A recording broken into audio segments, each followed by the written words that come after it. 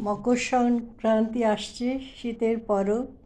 একটু একটু করে তৈরি হচ্ছি। সকালবেলায় পাটিসাপটার পুরটা তৈরি করলাম নারকেল, দুধ আর খেজুর গুড় দিয়ে। এখন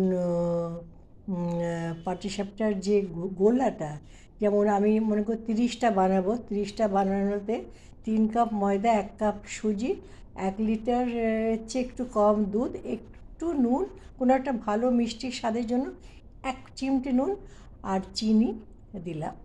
আর এলাচের গুঁড়োটা আমি পুরের মধ্যেই দিয়েছিলাম। তো ওটা তৈরি আছে, ওটা দেখাবো আপনাদের। মানে পুরোটা তৈরি নেই, হাফ ডান আছে। আর এখন এবার লাচ্ছা পরোটাটা, পালক লাচ্ছা পরোটা আপনি দেখতে পাচ্ছেন। এখন আমি পুরো ভাজি না, কারণ এক একটা স্তর দেখা যাচ্ছে। যখন খাওয়ার সময় আমি ভাজবো যখন ঘি দিয়ে, তখন দেখা যাবে এক একটা স্তর খুলে আসছে। তা আমি পালক লাচ্ছা পরোটাটা একটু বলি আপনাদের, ভালো লাগবে। পালক লাচ্ছা পরোটাটা, এটা প্রথমে আটার মধ্যে একটু তেল, হ্যাঁ, আর একটুখানি নুন, আর বেশ অনেকটা পরিমাণে পালক, মানে কোনো সেদ্ধ না, কাঁচা পালক, আর একটু গোটা জিরে, এইটা সম্পূর্ণ দিয়ে আরও কিছু দেওয়া, হ্যাঁ, লেমন জুসও দিয়েছি। চাট মশলা দিলে আরও ভালো লাগে, কিন্তু আমি লেমন জুস, আমচুর না দিয়ে লেমন জুস দিয়েছি। আটাটা খুব ভালো করে মাখা ছিল প্রায় 8 ঘন্টা। এবার 8 ঘন্টা মাখার পরে এই আটাটাকে আমি গোল গোল করে কেটে, ওটা আমি দেখাতে পারলাম না আপনাদের, আপনারা শুধু শুনে রাখুন, পরে আপনারা একদম সরু সরু লম্বা বেনির মতো করে করে নিতে হবে।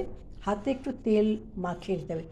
গোল, যেমন করে জিলিপিকে গোল করে না, গোল গোল গোল গোল গোল গোল করে নিয়ে ওটাকে আপনি একটু আটা বা ময়দাতে করে প্রথমে কারণ একটু সময় সাপেক্ষ হবে তো। তো আমি 12টা বানিয়েছি। তা আমি 12টা আগে তৈরি করে নিয়েছি এরকম গোল গোল গোল গোল করে।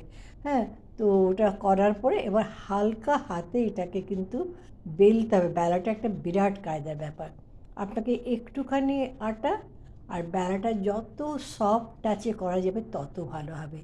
তো আমার তৈরি হয়ে আছে লাচ্ছা পরোটা, পুরো সম্পূর্ণ তৈরি নেই, এটা ডাব্বা করে রেখে দিই, এটা 7 দিন পর্যন্ত ফ্রিজে থাকে।